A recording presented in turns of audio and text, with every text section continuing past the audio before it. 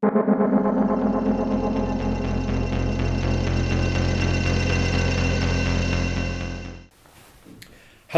and welcome to episode 23 of the Digital Suffering Podcast. We're your hosts. I'm Stephen Something. I'm PhamtomLimb. That's it for our hosts. Welcome to our end of year episode. Do you want me to chat? Don't say anything. Only if you want. Anyway, I'm Shell. end of year. End of year episode. It's been a great year. Somebody. Many. Hideo Kojima, right? It's been a great year for Hideo Kojima. If you're Hideo Kojima, it's been a great year for you. You finally released the poop. I'm you squeezed it out. I'm sure he made a stack of money from that. Probably. I hope not. Enough to Most finance many sequels. I hope not, because otherwise it would be disingenuous, because he would have paid himself, because he had to get, as I understand it, he had to get a lot of third-party backers in order to get the game made. Really? I may be off Okay. base here, but because he didn't have Konami money, Yeah. or Konami, or however you want to pronounce Konami. that bullshit, he had to get other people to fund him. Okay. So, who was the game released actually by? It wasn't Sony. I'm sure it was. I think it was published by Sony on the PlayStation, but clearly it's not a Sony-owned game, because it's coming out on the PC something like February next year, or something like that. Next year being 2020. Let's have a look. Death Stranding publishers. 505 Games. There you go. I'm sure there are other backers in there as well. Yeah, no, absolutely, no doubt. Because I mean, you need backing to run a studio, And money's got to come from somewhere. I don't know what I mean, obviously this might be worked out on a case-by-case basis, but whatever an actor commands might not necessarily be what they command in a role of a game. Well, it's whatever rates you can negotiate, isn't it? If they say, I don't touch the microphone for anything less than $1 million, then you either pay that or when you negotiate with them. So or can some cheap. you imagine, like, just on actors alone, which we didn't care about, it could have been anyone. But if it wasn't Norman Reedus, We still wouldn't care. it wouldn't have the same impact. Would it not? Listen, right? The way he presents the sheer thrill of fetching something and delivering it to somewhere else cannot be conveyed by any other digital actor. You know, I watched a video the other day of RPG tropes that we all hate. Yeah. And within that was the fetch quests. At the beginning of the RPG, when you're nobody and you got to, find some plants to heal somebody, or find take a note plants, to somebody, kill 3 wolves and bring Exactly. through wolf pelts. Yeah, exactly, right? That's the whole game. Yeah. Kojima just got stuck on that. Well, because the thing is, you have to power your character up, and then at the end, when he's powered up, then you can the do level rating that means absolutely F all. What? Say. It would be a very good game for this year. Like, it's a Oh very yeah, good game yeah, for this definitely, year. yeah, 100%. Wait, what are we talking about? Shell is talking about Seikiro. Oh, that's already out. Yeah, but that's what we're talking about. It's game year roundup, right? Oh yeah. So, Death Stranding, better than Seikiro. No.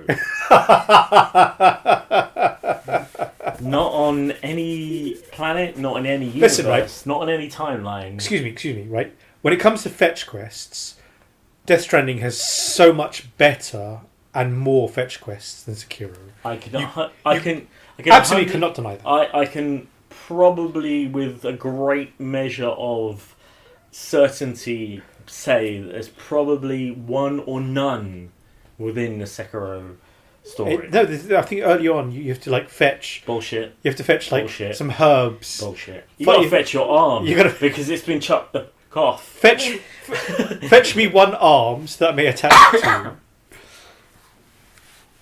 you. Yeah. There's, I there's, think. Well, it's had so many good reviews. A lot of people have been playing it, and everyone's saying it's game of the year. So yeah, it's got to be mentioned. yeah, absolutely. But there's that would be probably my top game that I want to play that I haven't played, and then it's probably Control and Borderlands 3 as a number 2 level pegging. Really? I'd put Control higher up. I mean, Seikiro is interesting and all, but I know that it would be like a hardcore slog, and I got to get good, and that'll take a long time. A lot of broken controllers. Yeah. Whereas, Control also reviewed very, very positively throughout the gaming press. A lot of websites and stuff mentioned it as, being one of their games of the year. So the game engine on that is I think this year has been I'm not sure what the game engine was on that, but this year has been there's been some amazing game engines, irrespective of the game that they're attached to. The actual game engines themselves have been phenomenal, and Control, Anthem, and dare I say it, Death Stranding's actual engines are amazing, ridiculous. okay, Are you looking it up? Yeah, I know that for that game you mentioned, I've just blanked on. What is it? The jetpacks. What's it called? Anthem. Anthem. Yeah, it was called. That's the Frost. Yes. Frost something engine. Frost Hand, I think it is. A Frostburn or Frostbite engine, Frostbite. which is EA's in-house engine. It's not EA though, is it? No, it's an EA engine. Really? Yeah, I thought it was what their name. The company who made it. Yeah. But the EA adopted it as they said. Right, this engine is going to be for EA games. This is we don't license Unreal. This is everyone's going to use our engine now. So the engine has to be forced into fit whatever shape that's required of it. It's amazing. It's to have an open world like that. It doesn't need to load, or is loading seamlessly. Yeah, is ridiculous. And the fact that you can, it really is 3D. You can see everything from every perspective. well, it's a hard problem. I mean, a lot of games have tried to do the open scene world, and you have to juggle view distances and element loadings and stuff. Have you seen the recent update to thingy to Anthem? No, I haven't. Everything's covered in snow. They took the entire world, covered it in snow, and it snows. Okay, and is the snow dynamic? Can you interact with the snow on surfaces? No. So it's just a stuff that you clip through. You don't need footprints or anything. No. Okay, that would be beyond anything's capability at the moment, I think. I've seen games where you can leave footprint. Obviously, there's limits to it. The scope of that is a lot different to the scope of this. Yeah. Obviously, if you could go to full world in that, then yeah. This isn't Red Dead loading a section of a map where you can walk your horse around in it, or Death Stranding where you can drive your little bike around in it. It's the whole thing. Okay. What about God of War? The first one. No, the one on PS4. The first one. Actually, that did come out this year, didn't it? I believe it did. Yeah. Did it? I could have sworn that was a last year thing. I think it's in the earlier. What is that? 3 or quarter? 4? No, it's just God of War. Okay. Technically, it's 4. If you don't count the portable April, versions. Oh, April 2018. No. April 2018 release dates. No. It was this year, I'm sure. April 2018 release dates. It has not been out for a year and a half. I don't think it's been. It doesn't feel like that long, but it definitely hasn't been out for a year and a half, dude. Okay, well, I'm going to Wikipedia that. Well, Maybe it has. The bit of the game that was released in 2019 is Very good. That 2018 stuff is. Let's have a look. God of War 2018 video game. That's for the PlayStation 4. Yeah. Wow. That's been out for a year and a half. I don't think it was that. I thought it was like the end of 2018. I thought it was like the beginning of this year. Wow. Okay. Yeah. So we're not going to talk about that. No. I stand corrected. I think there are like other games. Again, going back to like independent games.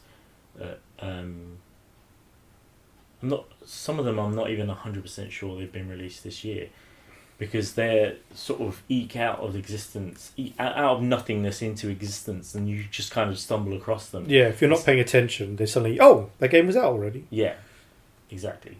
And because they have very undefined release dates, it's hard to say a hard... You're making me doubt that Anthem came out this year now. I think you'll find. I think you'll find Wikipedia. Anthem has been in release for the past 3 years. Let's have a look. Let's find out. When do you reckon Anthem came out? Spring. It's going to be like summer. It's going to be like close, isn't it? It's going to be summer last year, isn't it? Like just my old addled brain. 8th December 2018. So close, man. See, I probably bought it this side. Yeah, you probably bought it in. Because I didn't buy it on release date. I bought it about a month later. Yeah. Hang on. Mine says 2019. I don't think it was released in December. What platform did it come out on? Anthem. Yeah, Origin, isn't it? All of them. Yeah, everything. But it's good. Yeah. February 2019. Oh, release date December 2018. As I was saying, see, my internet's much more accurate than your internet. So it was on the PlayStation 4 and Xbox in February 2019. Yeah. But the initial... I thought it was on all of them at the same time. Doesn't matter.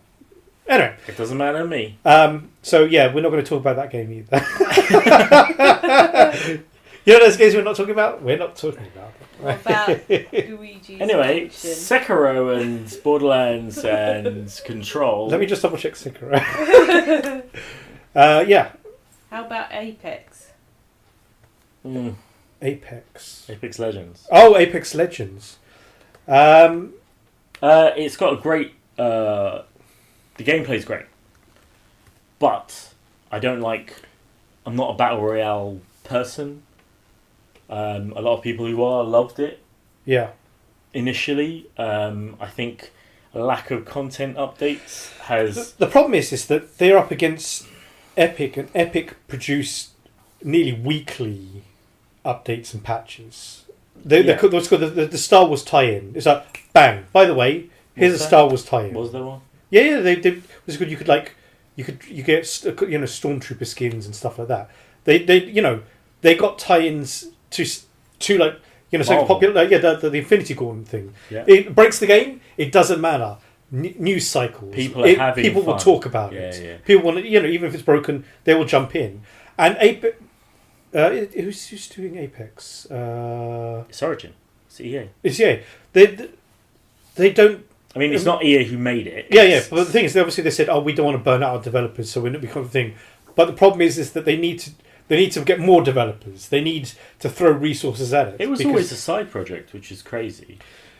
Well, the fact is that when they got the traction, they should have said, "Oh yeah, it's no longer a side project. This is now a main project." I think they had like 1 million downloads in 24 hours. No, they crazy. They got the numbers, and they needed to capitalise that, because if there's people play and say, "Yeah, it's not as good as Fortnite's," they may never come back. These are people who will not return. It really is a different game. Like, it really is. No, but okay, yes. I mean, it's a battle genre, but yeah, first-person shooters, that's about as related as they are. But the point is that people in their minds, the average player, will say, "Oh, they're the same thing." And it's like... Oh, yeah. It's like, why would I play Apex when I can play Fortnite because it's fun, because it has these new features. Because I can build stuff. Do you remember that game when they did the what's called the event where the black hole destroyed the map essentially? And was this when people were streaming? 100 million people watching. Yeah, people were streaming just a black hole doing nothing, and like more people were watching this non-event than were playing Apex Legends. Well, there were more people watching the event than playing the game. Yeah, because that was playing the game. Well, they had a concert in they the world. They couldn't replay the game. Yeah, they had a concert inside the Fortnite map, and that's it. This is Apex can't compete with that. No, they just throw all the monies at it, and it's like Riot. They've got to pick the right thing to do. No, they just think of a genre: League of Legends. Fighting game: League of Legends. Card game: League of Legends. ARPG? Tactics: League of Legends. RPG: first-person shooter. Actually, is the first-person shooter a League game? I don't think it is. I didn't know they had one under their umbrella now. Now you're making me doubt thing. But they've got 6. On mobile, they've got 3 different league just things. out of hand. I've lost track. It's out of hand. Let's see, Riot honestly. Games FPS. I'm fairly sure they had a Project A, but I think it's supposed to be realistic. Yeah, it isn't related to League of Legends, which is mind blowing. It makes no sense. Why would they even play it? But yeah, everything else is just we've got a bunch of characters, and we're just gonna cram them into a genre. That's how you make a franchise. That's how you make a franchise. But it's like, have you met Mario? Because he does everything. This massive explosion of stuff, but it was these things should have come out. They bought. Remember, we talked about them buying the Fine Game Studio. Yeah. 2016. Cool with it. And they sat on their asses for 3 years. Oh yeah, guys, we're paying you. You might want to start working on that game now. What? They could have had had something, have a steady release instead of it doesn't matter too much. But it's just that is how you build a franchise. And EA send us some review copies. That's not how you build a franchise, is it? No. Yeah. How about Mortal Kombat? Mortal Kombat 11. we have talked at length about too much. Our feelings on Mortal Kombat 11. I would like to see one day a Mortal Kombat game that's finished, where all the characters have animation frames, where the mocap isn't done by somebody that can only move their arms and legs in square motions. What more can I say? I'd like less movie tie-ins. I'd like less Mortal Kombat games. You're not going to get that wish, unfortunately. Unfortunately, I think Mortal Kombat 11 was a success financially. No, it was a success, but the thing is, the bar for them is lower than for Capcom. Well, because their player base is 1/100th of what Capcom's is. Well, yeah, and also the Street Fighter thing, they're just rabid maniacs. So if things are not perfect, you know. Yeah. Oh my god! This only has 2+ frames. Oh, he's been nerfed. All right, cool. Glad to see you having fun. Well, Street Fighter 6 coming soon, so there's that. Street Fighter 6. You joke about that. But well, there's actually a conspiracy theory that is currently in the works. I saw something that said, "Oh, is this a screenshot of a potential SF6 logo?" And I was like, "What?" Well, I've heard other so-called proof. Yeah. In inverted commas. If you play, what's his name? Ono's thing backwards. He says, "Street Fighter 6 coming soon." Yeah, in English, not in Japanese. Yeah. Which is basically. Anyway, so there's 2 things that allude to this allegedly, which I don't really buy into. But one is obviously the Champion Edition Yeah, update that has happened with all the characters, and with stuff. all the Which characters, is a suspicious thing to do right? in its own right. all the characters, all the costumes, all the add-ons, all that crap. Yeah, Right, you get it all. you right? get it all. So effectively, you're updating your game to the final version. Final version. Right. So put a hard seal on They that. must trick calling it Street Fighter 5 Final Fight. And they've ended out the season as well of characters Yeah, by announcing Seth, who's going to get released in February next year. Yeah. But if you buy the update now, you get Gil or Jill or however you pronounce Gil. Douche's name, You and get then Douche. and you get all the content except Seth, and Yeah, then yeah. Seth is unlocked in I think February 14th. Yeah, Whatever. yeah. Right. Valentine's Day.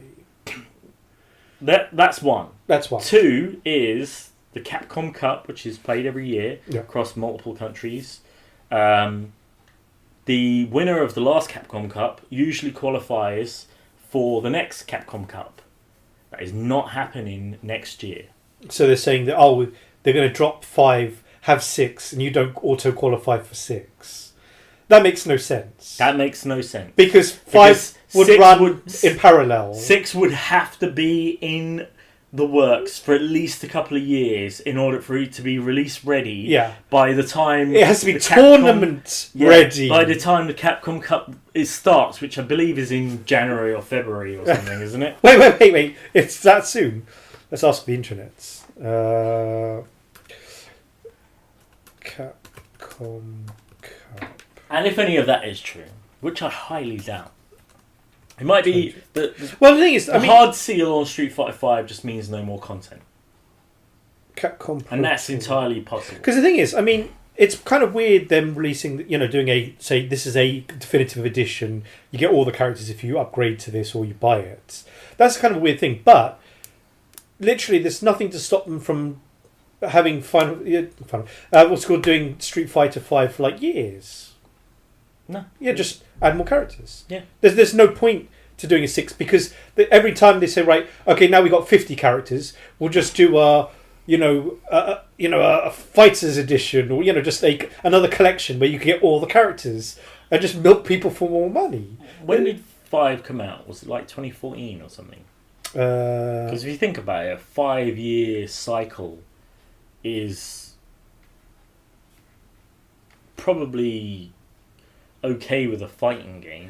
That's weird. The Capcom Cup, the official website, doesn't mention the when it will be.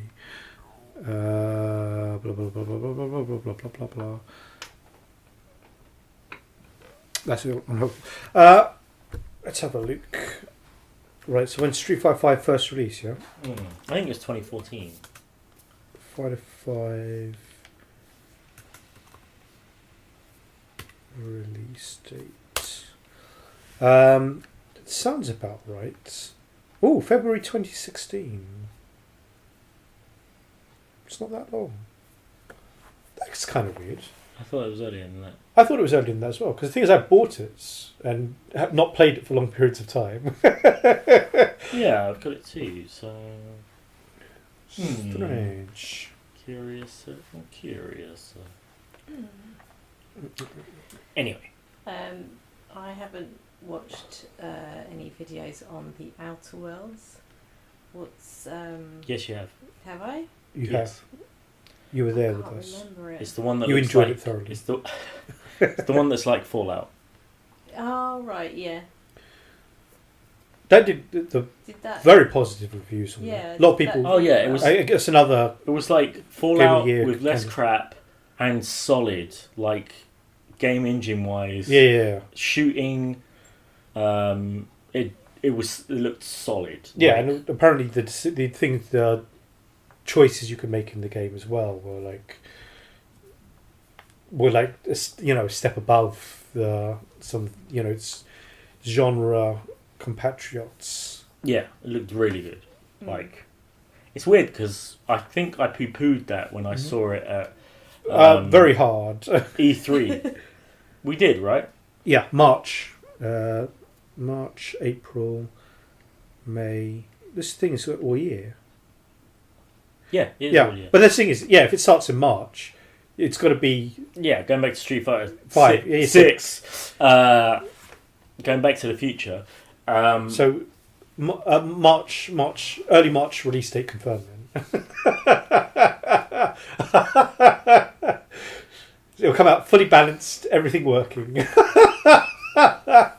just like Street Fighter 5, right? Well, you joke about this, but it has always been known, at least for a good number of years, that they would get top players to play test the game behind the scenes. Yeah.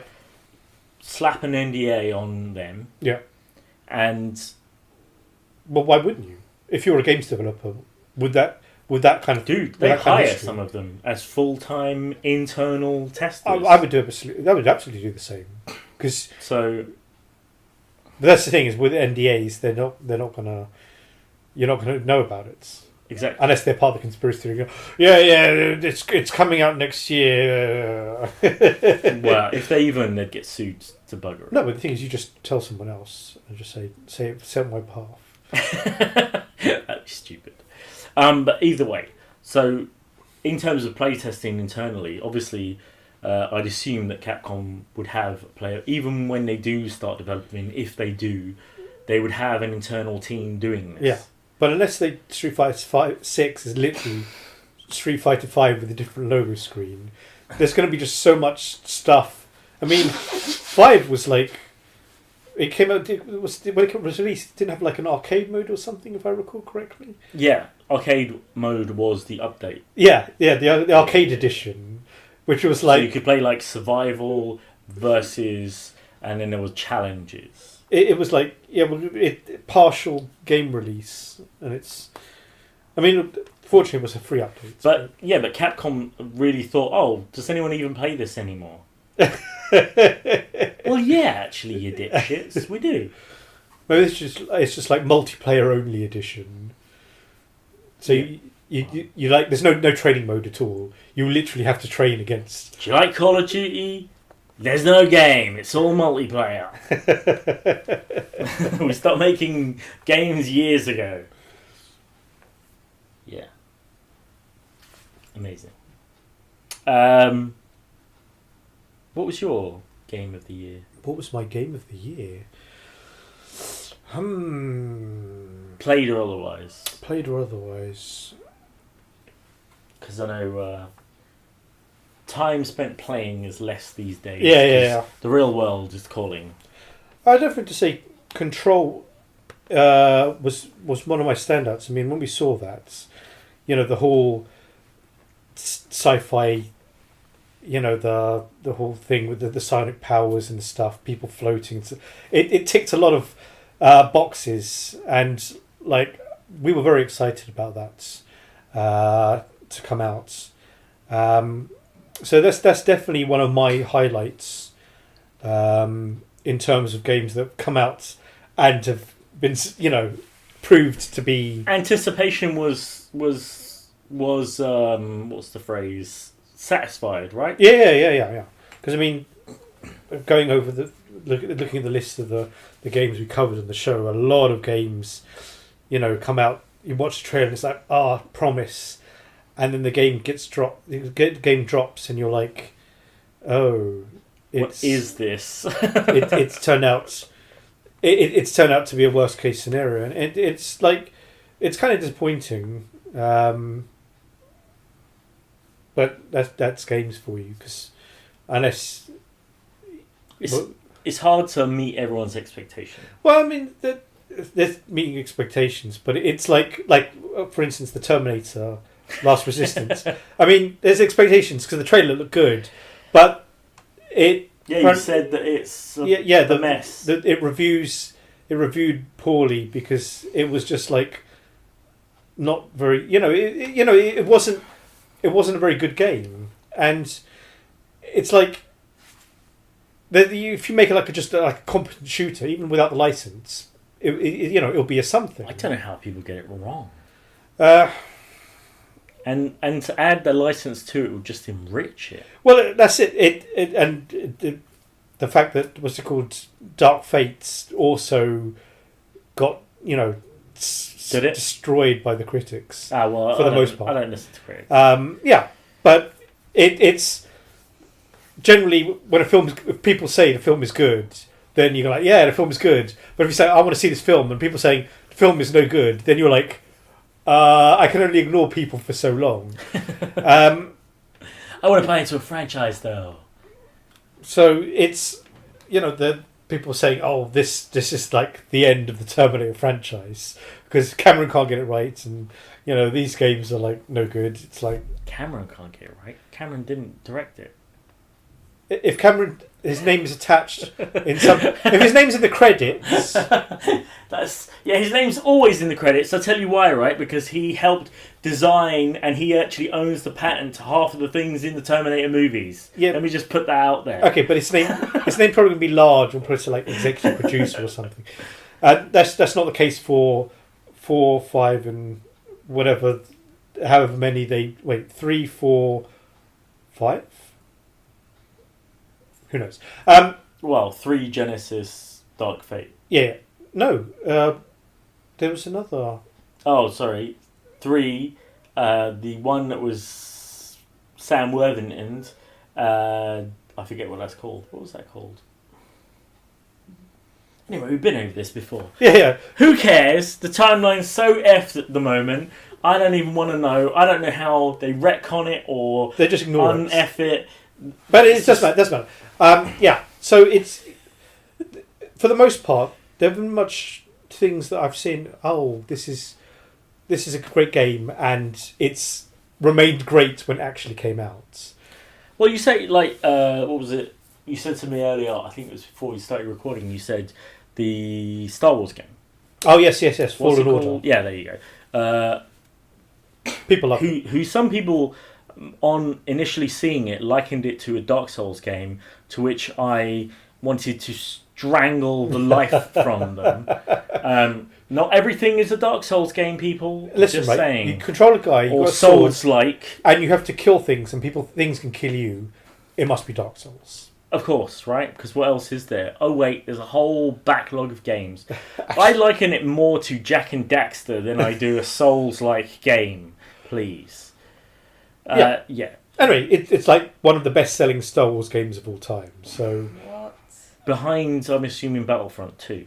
I'd I actually heard just the other day that they un-effed Battlefront 2 and they've salvaged it, and now people say it's a great game. Really? I'm talking about the modern Battlefront 2, not the Battlefront 2 that came out on the Xbox, original Xbox. I don't know. I stopped paying attention to Battlefront's news. I've just blown a few people's minds there. Like, there's an old Battlefront 2? Yes, kids, the internet didn't start yesterday. Look it up.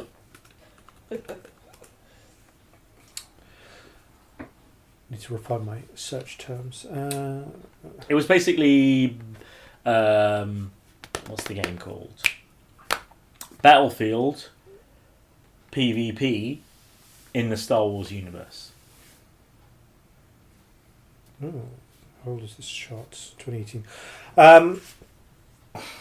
Yeah, according to this thing that just come up on 2018, Battlefront 2 was ranked second, the 2005 version. 2005. There you go. Wow.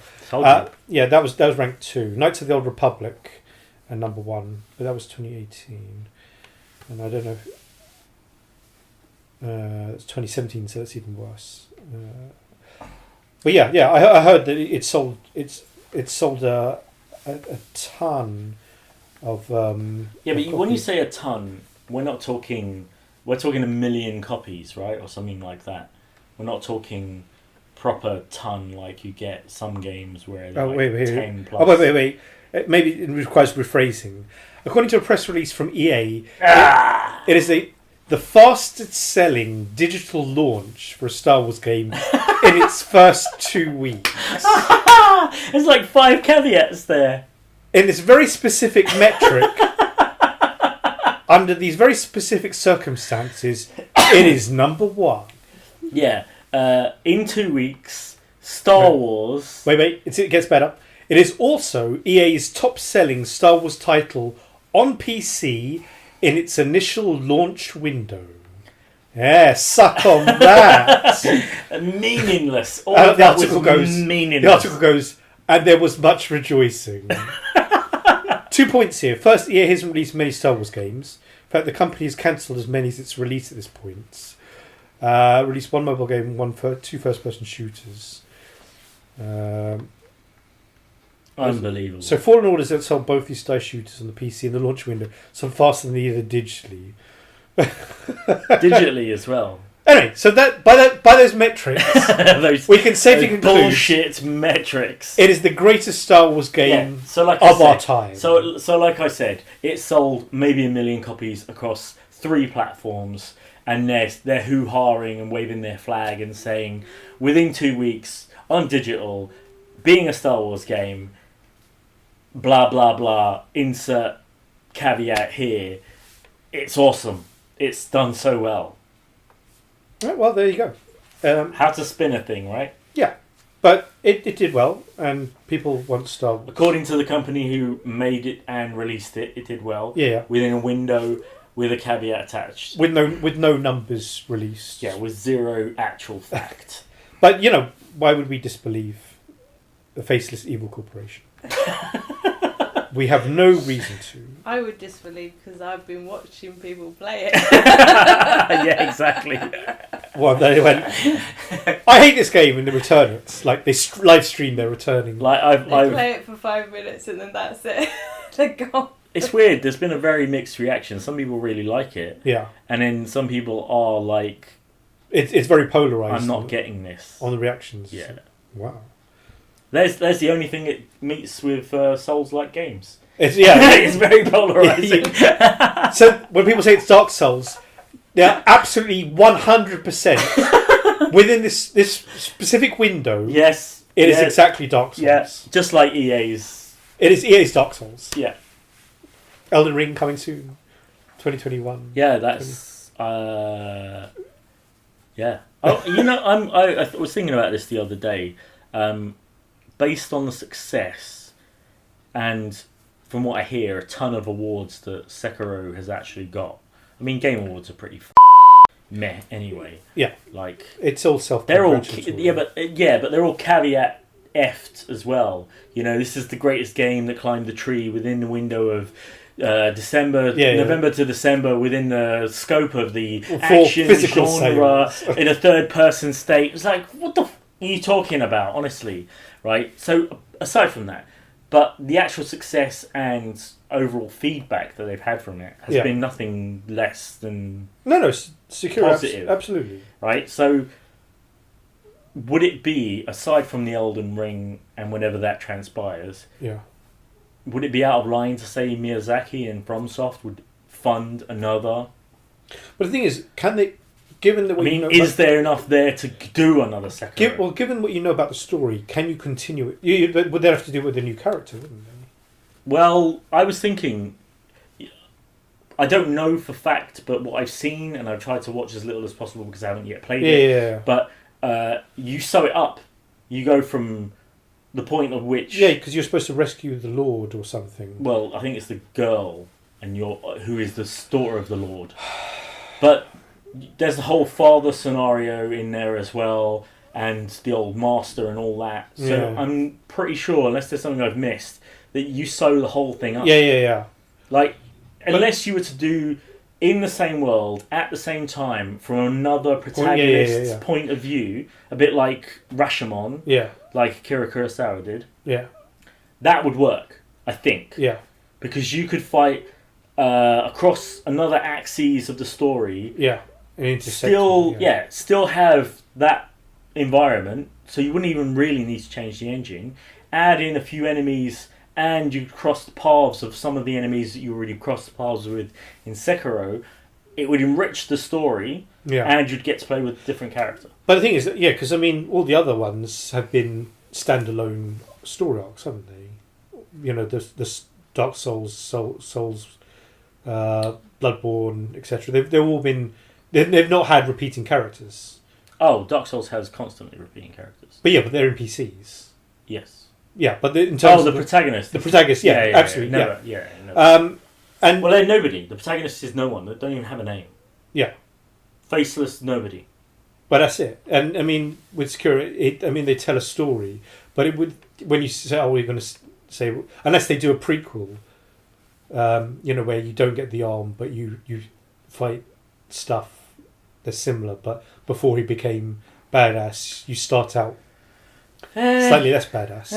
Yeah, I mean that's the only because it'd be weird to continue on. It says, "Oh, here's another bunch of like weird demon shit that's happening to the same guy again." It's like you start to have to, subvert the story in order to, have the plot points.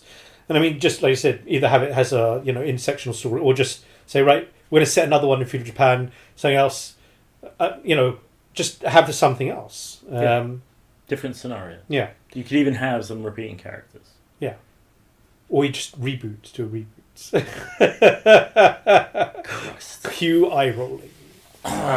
So other than Elden Ring, that was in the back of my mind because clearly it was a success. Yeah, but I'm assuming the studio is only large enough to handle one major release at a time. Right? Yeah. But and I think they've been pumping out their mech games as well. Because they... Oh, yes. Because they did the whole... that's right. It's been around forever. Way longer than Dark Souls. I'm trying to remember what the... what's it called?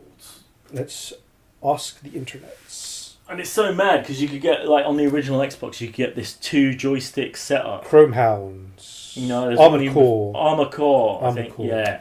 So you could get this 2-joystick setup where you were like... Yes, I remember in the mech. It was like 200 plus quid or something. It was the amazing. Size of a desk. It looked amazing. I saw that and I was like, holy I don't want to play the game, but I want the controller for some reason. I want to play the game with the controller and nothing less. Yeah. Well, no, the thing is, what you do is you have like... You say, you've got a joypad, and then you need like a 9th button. And obviously, you've only got the 8 on the like, and the thing. It's like, bang. Yes, gives you an advantage. Yeah, it was like a console, so it had like various things and like control sticks. Humongous piece of plastic. It was just ridiculously over indulgent in terms of thing. But people buy flight sim.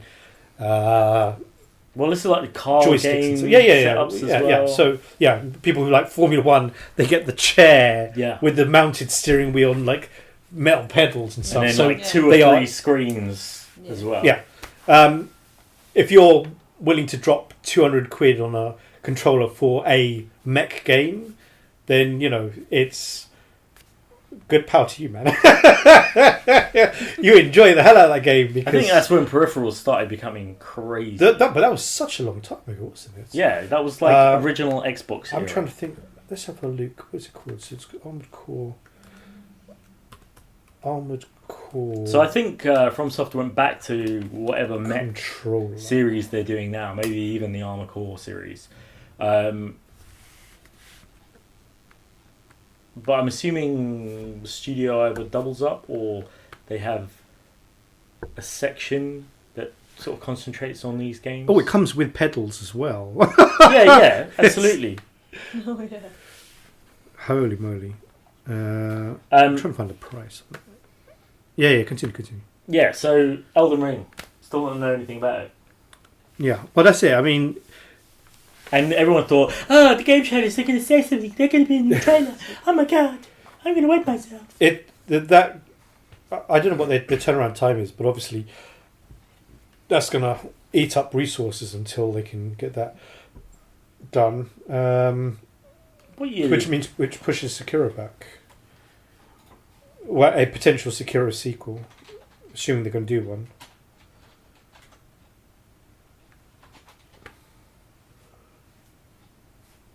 Right, so there was 2 years between Dark Souls 2 and the red-headed stepchild of the Dark Souls games, and Dark Souls 3, the Shining Glory. Yeah. There was 2. you're not biased or anything. There was 2 years between them, and I think there was 3 years between 1 and 2, because I think, as I remember, Dark Souls 1 came out in 2011. Yeah. So then Dark Souls 2 came out in 2014 and Dark Souls 3 in 2016, I want to say. So, what is that development cycle? So Sekiro came out... When did they announce Elden Ring? Was that E3? That was E3 this year. It was E3 this year, wasn't it? Yeah. So imagine they're 1 year into a 2 to 3 year development cycle. Yeah. So maybe we're looking at end of 2020 at the very earliest. But even like better likely, isn't it? Yeah. It's going to be 2021. Yeah. Yeah. And that's being generous. Who knows? They might like churn. They might just say, "Oh, we're just going to get the engine, just change the assets, bang, done." Elden Ring also features a guy with a prosthetic arm, and the houses that they're totally not feudal Japan. It's like medieval. Just change the text. China. So it's medieval instead. You could just use the Dark Souls assets for like buildings. Stick in the Seikiro engine.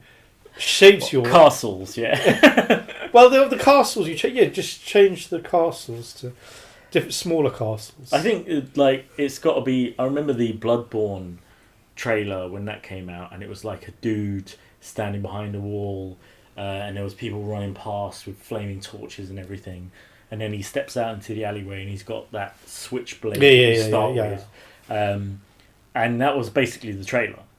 Which tells you nothing. Yeah, but that was less like vague than the Elden Ring. Well, the thing it's clearly inspired with. Well, we need to make this like epic vague because what's it called Game of Thrones involvement. Well, the author anyway. So it's like it's going to be an epic. We're going to have like this big guy in armor. We're going to have this thing happening. That's a good thing. Like he's great at what he does, but Miyazaki's always had. But I assume he's just going to provide lore, and they just craft a game around that. Maybe he provides like the weird, cursed bosses, and they say, right, well. I think that's where Sekiro was, in a lot of ways, was a departation from the Dark Souls thing, which is good. Yeah. It told you the story. It gave you the character. Yeah, yeah. Those parameters were set. They weren't like in Dark Souls. You created a nobody, dummy doll character, and you found out as much of the story as you wanted, as and when you pleased, by reading the descriptions on the items, by talking to the NPCs, like after everything you did. Otherwise, you did not extract their storyline. Yeah, here it's you got cutscenes because there is a story to be told, and you have to live that story. It's much more traditional in that sense, which is good and bad in its own way. But it's possible that Elden Ring will follow a similar structure. I think it probably will. Yeah, because it's like we've got this famous author writing story. You're damn well going to read. You've got to sit through it and watch hours of cutscene because we've recorded it all. So yeah, and look, here's a guy smashing an anvil with a hammer. It's symbolism. We didn't get that far from our roots. Oh dear. Yeah, I mean, who knows? Maybe it's a racing game. The ring is a circular track. Exactly, it's just Daytona. You control like knights in full armour, like running furiously around. And if you upgrade enough, you can get a chariot. You get lighter armour. If you upgrade enough, you can get a horse. That's it. That's my new theory. Elden Ring is a race game. Only for the DS. Shall we cover games that were a disappointment or... should we talk about more games that were disappointments? Sure, all right, I'll give you 10 minutes on disappointment. 10 minutes. Okay. Go first. All of the games we didn't mention. Okay. I'll go first. A couple of games that I've actually played. They're mostly mobile, but Nintendo releasing Mario Kart Tour, Mario Kart, and like no multiplayer, and it's still. Has it still not come? It's currently, if you're paying the £5 a month to play Mario Kart on your mobile, cough, you are allowed in on the beta The multiplayer beta. Beta. The multiplayer, right? When it says it's called multi, you have to pay to get in the beta. What's it called? And it warns that the game may cause what's called playing multiplayer. It may cause the game to crash more, or it may cause your phone to get really hot. And if it does, stop playing the game immediately. And it's like, wow, what is their optimization like exactly? Hold on a second. What month did it come out in? September, late September, I believe. Right, so I can double check that while you're. September, October, November, December. At this point, I have paid £20 for this game. Right. Well, no, you could sign up like now and say, "Well, I'm going to pay now." No. But there are people who would have done. I am. Let's say I'm one of the many who probably did. Yeah, jump September. in, Yeah, end of September. Straight in. Yeah. I've paid £20 for a game there is no multiplayer to. No multiplayer. Which is famous for its multiplayer. Which may damage my phone and or my. It does. Someone damage your phone will just get hot.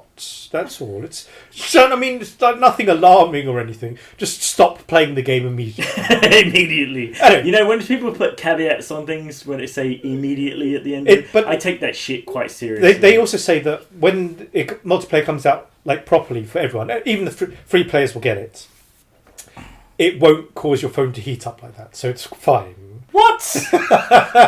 Bullshit. You can't use it as a hand warmer in the middle of winter. No, wait, hold on. What are they doing to your phone that requires it to boil your hand? They've just stuck in the most unoptimized netcode they could find. And it just, I don't know, it's a mystery. I'm going to say it, I've said it before. You Nintendo. But yeah. Oh, also, it was called something recently, I forgot to mention, but recently it was called, so when you're playing the game, every time you beat a track, you can get stars, like 1 star to 5 stars, as for completion. So this you get enough stars unlocked further tracks. Yeah. Also, it's like intermediate gifts. So if you get like 20 stars, you get some bonus items. Yeah. Every time you unlock one of these bonus items, it says here's your free stuff. And then it pops up an ad saying, oh, by the way, you could get more items if you pay $4.99 a month. Every time. And you have to dismiss it to go back in and continue racing.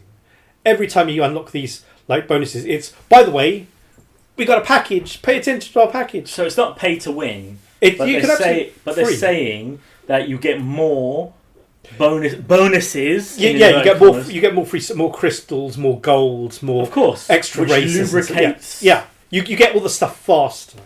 So it is pay to win. It's pay to progress. Because if you're free... Oh, hold on. Okay, what are we calling... months and months... What are we calling when you level your character in a game with money from the real world? But you technically can't level. What you do is you get characters that have better stats for particular tracks. This is worse. Who will get extra bonuses, more points, more gold. So it's pay to progress. Having said that, what's it called... just a side note. Right, there was one about a month ago, they had a new set of tracks. The first cup, track 1, I could not get 5 stars. I only got 2 stars. And even though I got first place, I could not earn enough points to get more than 2 stars. Why? On the first track. They did because they rebalanced the points, so they're curtailing you. Yeah. And the subsequent tracks, it was easier. But for some reason, this first track, they just said, oh, by the way, to get 5 stars, you need 7,000 points. I got 2,000 points.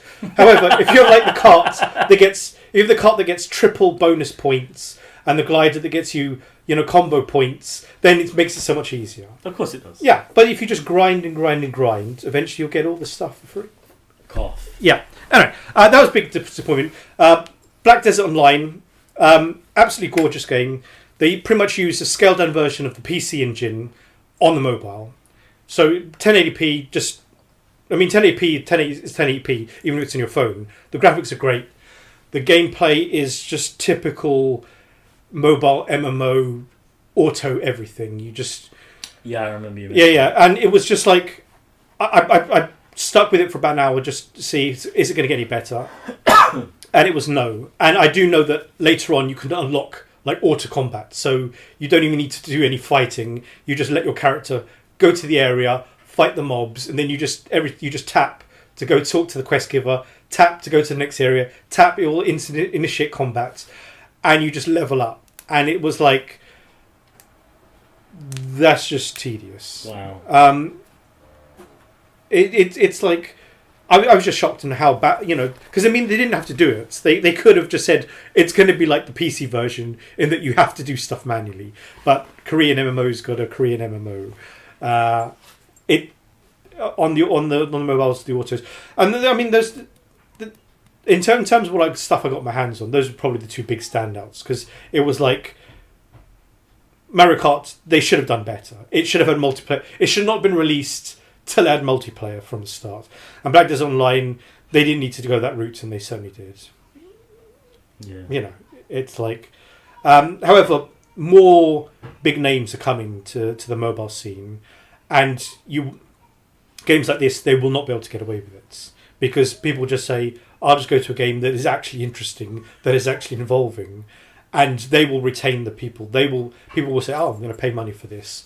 And the cash-ins... They're gonna wither and die. Disappointments all round. So to wrap up things, what are you looking forward to most in 2020? Anything in particular? Yeah. There was a game. Yes, I am. And that was your podcast. Oh wait, you wanted to know? There was the one on the Epic Store. I'm trying to remember. What does it involve? It was the one that was on the planet. We mentioned it a few weeks ago. It was meant to be a barren planet, and you dropped onto the planet, and you find out it's not barren.